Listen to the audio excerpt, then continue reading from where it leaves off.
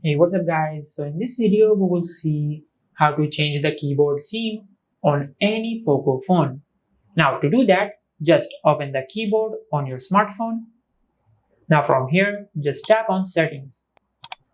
Now from here, tap on theme. And now from here, you can select any theme you like. You can select from the colors, or you can select from the landscape images. You can also select from the light gradients or from the dark gradients. We will select this one. Now from here, if you disable this option, the key borders on your keyboard will disappear. We will enable this option. Now from here, just tap on apply. Now once you have done that, just go back.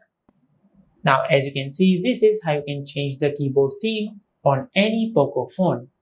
If you found this video helpful, please like the video and subscribe to the channel and hit the bell icon to get notified when we upload a new video.